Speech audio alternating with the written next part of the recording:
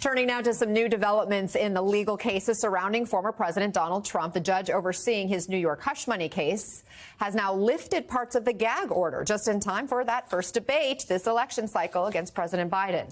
And Trump talked about this during an interview with Newsmax last night. Well, I think partial is very unfair because there are things we have to say, especially in my case. I'm going into a debate, and I'm going to have to talk about a gag order. What does partial mean? It's not fair. It's not fair. We've had a gag order long after the trial. Now, this gag order change came as the judge overseeing the classified documents case heard arguments on Trump's efforts to exclude evidence seized during the August 2022 search of his Mar-a-Lago estate. Our Katie Phang joins us now, as well as Glenn Kirshner, former federal prosecutor and MSNBC legal analyst. Katie, a couple different cases to touch on here. Let's start with the gag order in the hush money case. Fill us in. What changes exactly? Yeah, so looking at the order itself, so the gag order that pertained to the witnesses has been terminated. The people of the state of New York had no objections to that portion being terminated. That means Donald Trump can talk about the trial witnesses. Now, also what got terminated was the jurors. Now, in terms of the Donald Trump being able to speak about the jurors, he can do that. But the one thing that Judge Merchan said that he didn't want to touch is the disclosure of the jurors' information. He wants to keep that private. He wants to make sure that doesn't get out for obvious safety concerns. The one thing that was not overturned in any way by Judge Merchan when it pertains to the gag order is the issue of the DA's office, the staff, the family members, the court staff.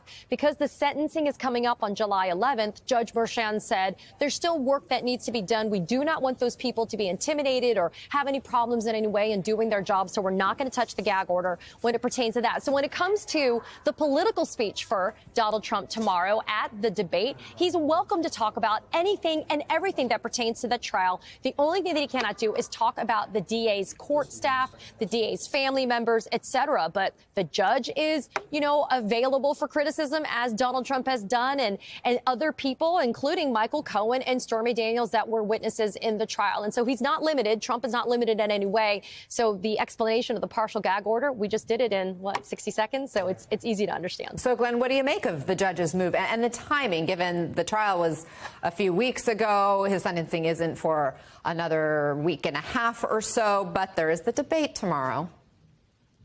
Yeah, Anna, it feels wrong that Donald Trump is now free to endanger the witnesses and potentially the jurors, as he does all the time with his sometimes violence-inducing rhetoric. But I actually think Judge Merchan made the right call. He put the gag place in order specifically regarding the witnesses and the jurors to preserve the integrity of the due administration of justice and the trial proceedings. And now the witnesses' role in the case and the jurors' role in the case is at an end. So I think it would have been a stretch for Judge Merchan to keep those portions of the gag order in place through the sentencing hearing. So I think he made the right decision, even if it gives us all some concern. But here's the thing, Anna, if I were Alvin Bragg or one of his prosecutors, I would be watching closely to see what Donald Trump does to potentially endanger the witnesses and the jurors now that the gag order has been lifted. And I would put all of it in my sentencing memo in advance of the July 11th sentencing hearing, because the danger that a defendant poses to the community or to others is heartland sentencing concerns. So let's see what he does with his newly found freedom to criticize and harass potentially jurors and witnesses, and let's see if it makes a showing at the time of sentencing. And there is still that partial gag order in place, so I suppose he could still violate that, which may come into play at sentencing as well. Katie, let's turn to the classified documents case. We've been following 3 days of hearings in the past Monday, Tuesday, and last Friday, so the last few days. What was the big takeaway? I know you were there this week. And when do you think we'll get a ruling? I'm going to answer your last question first. I have no idea. Probably not anytime soon. Although I will say at the end of yesterday's hearing, which dealt with this idea of whether or not there should be a dismissal of the case based upon purported violations of the Constitution when it came to the execution of the search warrant, particularity problems with the search warrant, et cetera. Donald Trump's lawyers saying the search warrant being invalid for a variety of reasons. Judge Cannon from the bench, she never rules from the bench, but from the bench kind of indicated to the parties that she was inclined to uphold that search warrant and find that it was valid. And so that definitely was a little bit of a signpost from her, which is rare. But when it comes to the other more important issues, in the morning yesterday, there was a sealed proceeding. So, Anna, nobody was there except for the lawyers for the defendants and the lawyers for special counsel, including Jack Smith. Jack Smith did attend both Monday and Tuesday's hearings. But those sealed proceedings, Anna, that's really the sleeper. That's the stuff we need to be looking at. That dealt with the attorney-client privilege that was pierced because of the crime fraud exception. And it dealt with Evan Corcoran's notes. As you guys will remember, Evan Corcoran took detailed notes that buttresses and supports and corroborates the obstruction charge that Donald Trump is looking at in the Mar-a-Lago indictment. So what Judge Cannon does with that, we're definitely interested in seeing, because that could materially affect the strength of that obstruction charge. But then we also heard an attack on the appropriations, the funding of special counsel Jack Smith, and the appointment of Jack Smith. That was Friday and Monday's hearings. And so the judge could dismiss this indictment if she agrees with Donald Trump that there was an improper and illegal violative of the Constitution appointment of special counsel Jack Smith, and that he cannot use